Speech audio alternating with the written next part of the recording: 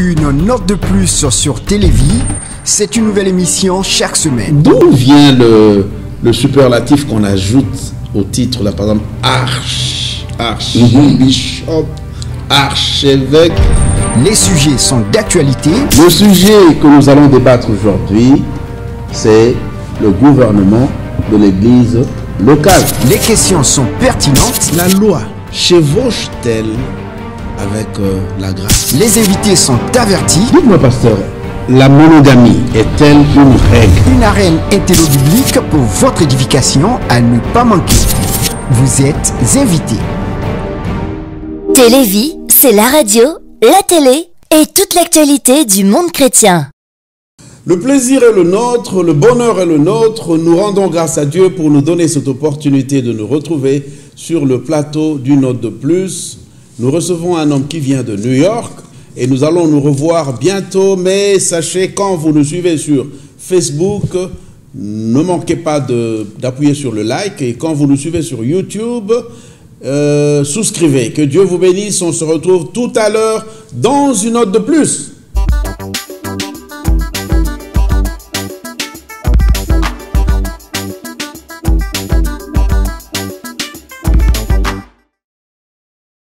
Une note de plus reçoit aujourd'hui le pasteur Roger Toto, mais je vais lui laisser le soin de se présenter lui-même pour plus de précision.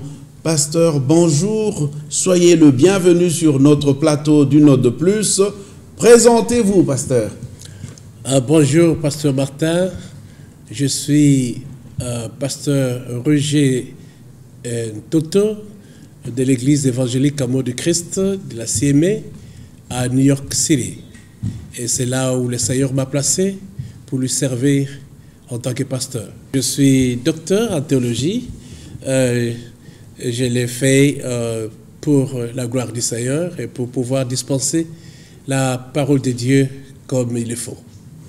Merci, merci, merci. Le sujet que nous allons traiter aujourd'hui, c'est le plan de Dieu pour l'Église. Alors, pasteur, dites-nous, comment définissez-vous l'Église? Oui, l'Église est une entité très, très importante que les chrétiens ou les hommes doivent connaître. Le mot Église, ça paraît dans le Nouveau Testament. Le mot français, église, vient du mot ecclésia. Et ecclésia, c'est un mot grec. Et ce mot qui veut signifier assemblée. Et c'est un verbe qui a été utilisé par les Grecs à plusieurs façons. Mais c'était quelque chose de très important qui signifiait donc apporter ou bien mettre une personne hors d'eux, se prendre une personne et lui mettre à part. Et c'est très important de savoir que l'Église a une entité très, très importante que les hommes doivent connaître, c'est qu'une Église, c'est une assemblée des personnes qui ont été mises à part par Dieu. Mis à part par Dieu. Mais, pasteur, que pensez-vous de toutes ces dénominations? On en a à en perdre la tête et on ne sait même pas. Mais finalement, qu'est-ce que vous pouvez nous dire à propos de tout ça? À propos de dénomination, le problème c'est que pour beaucoup d'hommes, Dieu est important et certains aiment Jésus-Christ. Et puis, certaines personnes, ils aiment aussi la parole de Dieu. Et ils aiment être conduits par le Saint-Esprit. Et ils sont derrière tout ça. Mais ils ne pensent pas et ils ne prennent pas vraiment l'importance de savoir qu'est-ce que l'Église. Et quand on ne connaît pas réellement qu'est-ce que l'Église, on peut faire n'importe quoi de cela. Et c'est pourquoi nous voyons des gens qui cherchent à avoir de liberté de conduire leur vie et conduire leur doctrine, et conduire leur pensée de la façon dont ils veulent ou bien de la façon dont ils voient qu'il est important pour eux. Au lieu de savoir quel est le plan de Dieu pour pouvoir créer ou bâtir l'Église. C'est pourquoi nous avons tous ces genres de dénominations partout que nous sommes en train de vivre actuellement. Alors, c'est en croire que Dieu, par l'Église, veut amener la confusion dans l'humanité, et on ne sait même plus, comme je disais tout à l'heure, où donner de la tête. Bon, dites-moi un peu, docteur, la composition, la nomenclature actuelle de ce que nous appelons entre guillemets l'Église correspond-elle à celle qu'on voit quand nous lisons les Écritures, par exemple dans l'Église, si nous comparons avec l'Église primitive, est-ce que la nomenclature et la composition est la même? La composition que nous sommes en train de voir dans l'Église actuellement dépend de la philosophie des gens, de comment ils peuvent conduire leur ministère. Et les gens cherchent à s'organiser de leur façon. Mais tout en oubliant aussi le plan de Dieu et en oubliant aussi la volonté de Dieu, de ce que Dieu attend de l'Église. Alors c'est comme ça que les hommes eux-mêmes s'organisent pour pouvoir bien conduire leur ministère ou leur philosophie. Dans le plan de Dieu, quelle doit être normalement la place de l'Église socialement parlant aujourd'hui, dans le monde d'aujourd'hui? Oui, ce qu'il faut connaître, c'est que l'Église a son origine. L'origine de l'Église, c'est Jésus-Christ lui-même qui le stipule dans Matthieu chapitre 16, le verset 18. Nous pouvons prendre la Bible et lire ce verset-là. Oui, volontiers.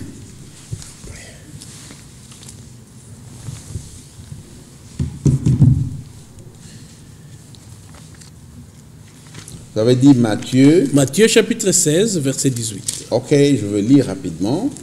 Matthieu 16, verset 18. Et moi, je te dis que tu es Pierre et que sur ce roc, je bâtirai mon église et que les portes du séjour des morts ne prévaudront point contre elle. Voilà.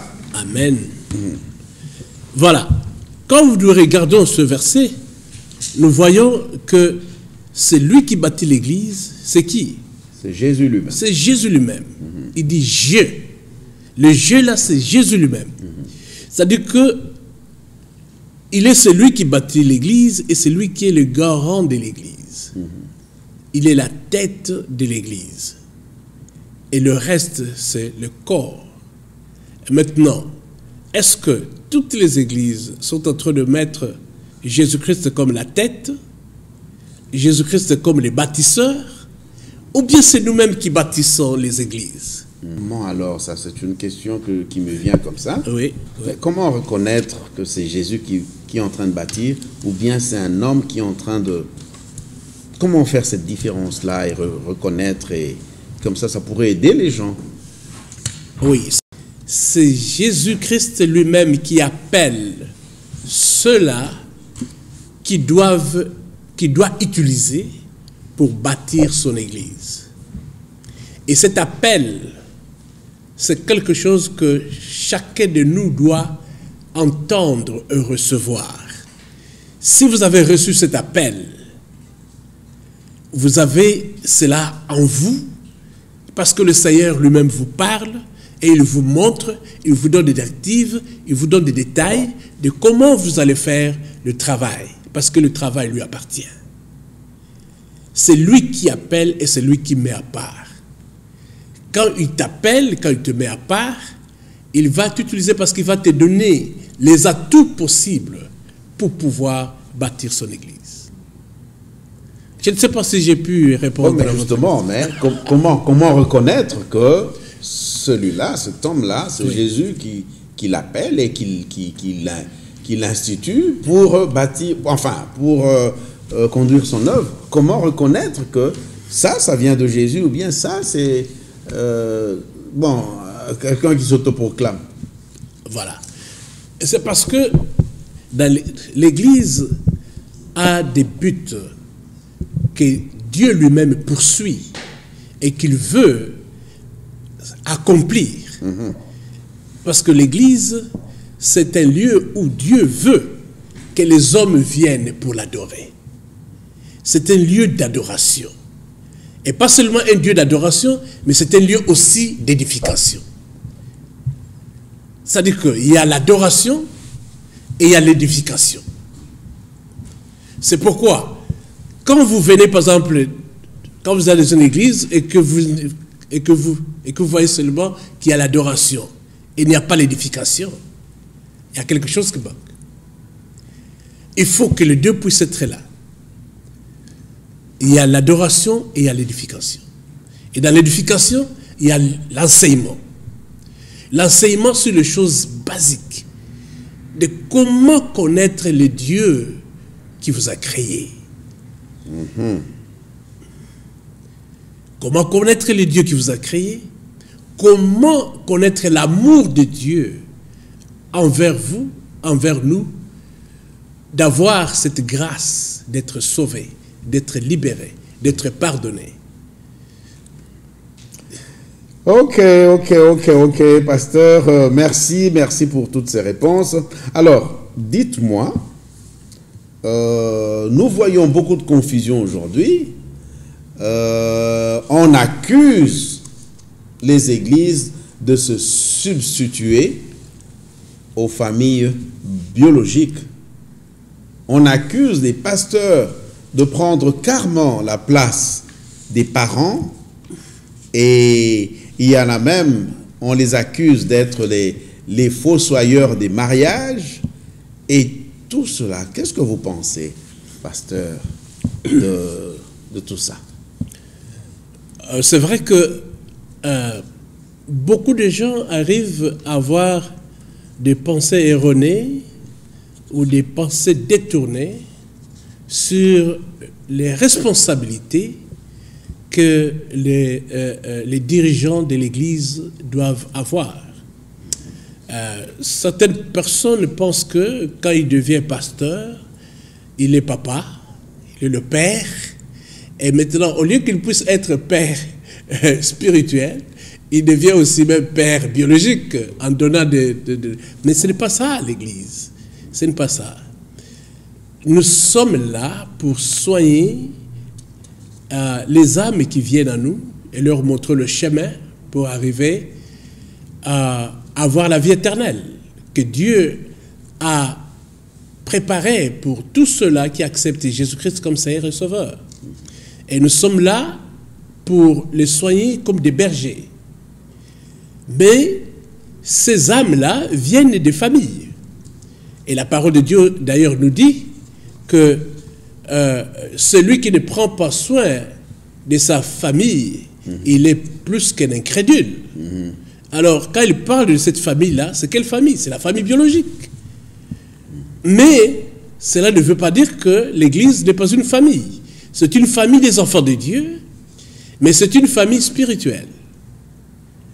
Ce n'est pas une famille biologique. C'est très différent. Et il ne faut pas les confondre. Merci beaucoup, pasteur. Nous allons marquer une petite pause. Nous nous retrouvons tout à l'heure sur une note de plus. Une note de plus sur Télévie, c'est une nouvelle émission chaque semaine. D'où vient le superlatif qu'on ajoute au titre, là, par exemple, archbishop, archevêque? Les sujets sont d'actualité. Le sujet que nous allons débattre aujourd'hui, c'est le gouvernement de l'Église locale. Les questions sont pertinentes. La loi chevauche-t-elle avec la grâce? Les invités sont avertis. Dites-moi, pasteur, la monogamie est-elle une règle? Une arène intello-biblique pour votre édification à ne pas manquer. Vous êtes invités. Télévie, c'est la radio, la télé et toute l'actualité du monde chrétien. Voilà sur notre plateau. Vous nous suivez sur Facebook, appuyez sur le like. Et quand vous nous suivez sur YouTube, souscrivez. Pasteur Roger, vu l'immoralité ambiante, d'ailleurs qui est quelque chose de prophétique dont le Seigneur a parlé des années avant. Et qu'est-ce que vous pensez, hein? Et par ailleurs, cette immoralité s'inscrit dans le cadre de signes avant-coureurs du retour de Jésus-Christ. Alors, quel est le plan de Dieu pour l'Église en ce temps de chaos et de crise morale? Le plan de Dieu pour l'Église pendant cette période de chaos, l'Église est là pour pouvoir préparer les âmes qui vont être prêts pour l'enlèvement.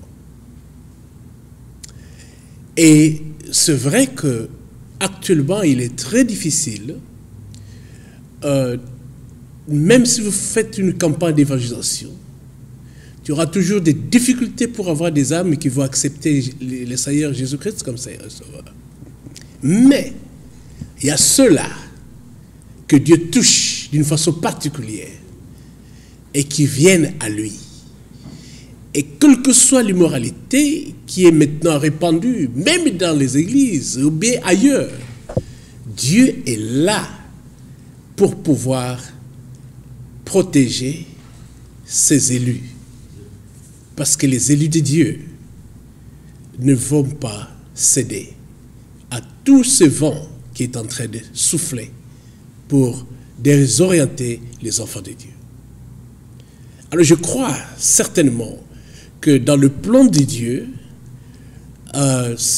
il a donné Jésus-Christ, son Fils unique, qui est venu sur la terre pour mourir à la croix à cause de l'humanité, à cause de l'homme.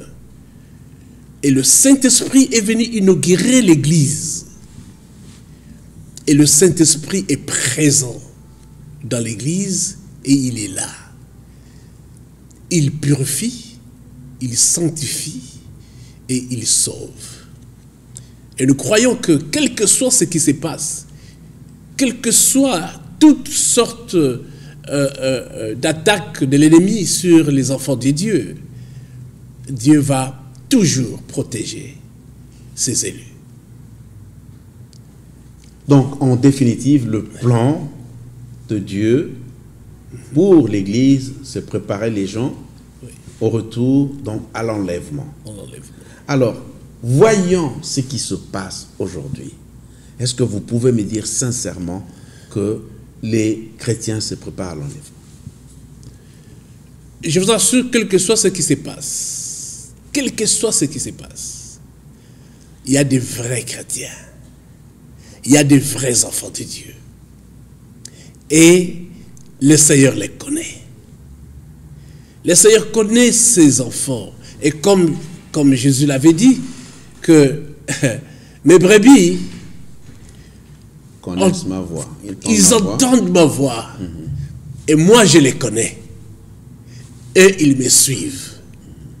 Ça, c'est Jésus qui le dit. Pour dire que c'est Jésus-là qui ne change jamais, qui ne changera jamais, qui est Alpha et Oméga, et qui restera le même hier, aujourd'hui, éternellement. Tout ce qu'il dit s'accomplit.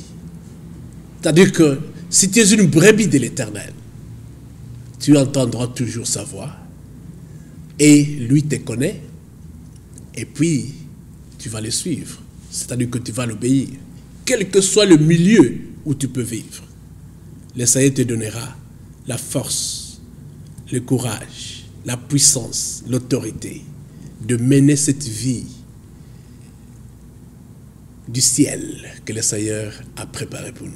Oui, pasteur, cela me pousse à faire encore,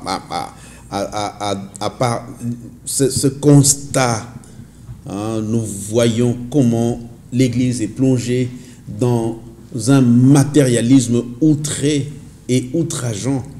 Est-ce que cela prépare les gens au retour du Seigneur, pensez-vous? Je le crois. Pourquoi? Parce que le Seigneur Jésus-Christ a tout dit. Il nous a avertis qu'au dernier temps, il y aura beaucoup de gens qui vont s'affaiblir, beaucoup de gens qui vont abandonner même la foi. Pourquoi? Parce que le mal sur la terre va augmenter. Mais au même temps que le mal va augmenter, la grâce de Dieu sera là pour les enfants de Dieu. La grâce de Dieu, pasteur, ça me pousse à poser encore une toute petite préoccupation avant qu'on aille à la conclusion. Alors, avec tout ce cafouillage de doctrine et tout ça, comment est-ce qu'un enfant de Dieu peut se retrouver? Oui, je sais que cette doctrine, par exemple, théologique d'ecclésiologie, est presque minimisée par beaucoup de chrétiens et par beaucoup d'enseignants, en pensant qu'on comprend et on connaît, parce que c'est le terme qu'on utilise beaucoup dans des églises. On connaît déjà le terme de l'église. Mais il faut enseigner le peuple de Dieu. Que le peuple de Dieu soit enseigné sur les basiques, sur les choses simples qu'ils doivent connaître pour qu'ils puissent garder leur foi et marcher sur le chemin de la vérité, qui est Jésus-Christ. Alors, le problème qui est presque souvent maintenant, c'est que, quelles que soient les dénominations que vous pouvez voir, quelles que soient les doctrines que vous pouvez voir, mais, croyez-le, qu'il y a dans toutes ces doctrines, dans toutes ces dénominations, il y a quelque chose de très important, c'est que Jésus-Christ est le même. Il est le Sauveur, il est le Seigneur. Et sa grâce suffit à tous. Alors, cela me pousse à vous poser une question. Que pensez-vous de l'œcuménisme? Ok. Personnellement, je ne crois pas à l'œcuménisme. Pourquoi? C'est parce que dans l'œcuménisme, il y a des choses que la parole de Dieu enseigne et que d'autres personnes négligent. Mais ils se disent toujours chrétiens. Je peux vous donner par exemple l'exemple, je vais vous donner un exemple. Jésus-Christ nous parle de Matthieu chapitre 28, versets 19 et 20. Nous connaissons très bien que aller dans toutes les nations, faire de toutes les nations, qu'on appelle l'ordre suprême. Voilà, l'ordre suprême. Et on parle de quoi? On parle du baptême, n'est-ce pas? Baptisé au nom du Père, du Fils et du Saint-Esprit. Ah, ok. Maintenant, s'il y a une église qui ne baptise pas les gens, et ils disent que c'est une église chrétienne, en tout cas, je ne sais pas. Nous n'allons pas sur le même onde d'idées. Vous ne mettez pas sur les mêmes longueurs d'onde. Vraiment? Et alors? Alors, je ne sais pas si on doit s'assembler pour être ensemble, pour faire l'écuménisme, c'est-à-dire que prier Dieu ensemble, prier Jésus. Non, non. Il y a vraiment de ces gens qui ne suivent pas la parole de Dieu comme il le faut. Alors, il est important de bien connaître la parole de Dieu et de suivre cette parole. Alors, les gens qui sont avec vous dans la même direction, ok, gloire au Seigneur, parce que la parole de Dieu ne change pas, comme Jésus-Christ ne change pas. Or, la parole, c'est Jésus. Et c'est cette parole qui nous purifie, qui nous sanctifie et qui nous dirige. Ok, pasteur, merci beaucoup. Alors là, une toute dernière chose, votre dernière intervention avant que nous ne terminions notre émission d'aujourd'hui. Alors, quelle est la conclusion que vous pouvez tirer de tout ça? Ma conclusion est vraiment simple. C'est que l'enseignement du plan de Dieu pour l'Église doit être donné dans toutes les églises d'une façon simple et claire, que les gens comprennent que l'Église appartient à Dieu et que son origine est divine. Comme son origine est divine, nous devons nous soumettre à notre Seigneur, qui est le maître et qui est la tête de l'Église. Merci beaucoup, Pasteur Roger, et je pense que c'est un sujet que nous n'avons que commencer. Et vous avez dit qu'il faudrait qu'on enseigne. Et les enseignants, il me semble, ce sont ceux-là même qui amènent certaines sortes d'enseignements qui ne préparent pas les gens justement dans le sens du plan de Dieu dont vous avez parlé. Alors quel remède apporter à tout ça? Le remède, c'est que pour nous qui avons l'occasion d'entrer en contact avec les membres de l'Église, avec les gens qui viennent à Dieu, faisons notre effort de faire ce travail de discipleship, c'est-à-dire que le travail de berger. Voilà, de berger, de former les disciples dans nos églises, de gens qui comprennent pourquoi l'Église existe et pourquoi l'Église est là. L'Église est là, ce n'est pas pour faire un business, mais l'Église est là pour préparer les âmes pour aller au ciel. Vous avez touché un point et on risque de continuer. Mais pourquoi vous dites pour faire le business? Pourquoi vous dites ça, pasteur? Oui, c'est parce que vous avez touché un point ici sur l'organisation, n'est-ce pas? C'est très important de parler sur ça. Mais je pense que prochainement, nous parlerons sur l'organisation de l'Église. Parce que si vous regardez actuellement, les églises sont en train de faire des choses que le Seigneur ne nous demande pas de faire. Et pourtant, on laisse l'essentiel et ce qui est plus important pour faire les accessoires. Mais on n'a pas besoin de faire les accessoires, il faut faire l'essentiel. Oh. Alors, nous sommes arrivés à la fin de notre édition. C'est la fin pour aujourd'hui, mais c'est une porte ouverte. Et très certainement, docteur, on vous serait reconnaissant de revenir pour une autre émission. Nous savons que vous venez de New Jersey et avec tout le trafic et tout ça. Et nous vous remercions pour honorer notre invitation. Alors, pour nous, le peuple de Dieu, nous allons nous retrouver très prochainement tout en soulignant ceci. Aimez la parole de Dieu.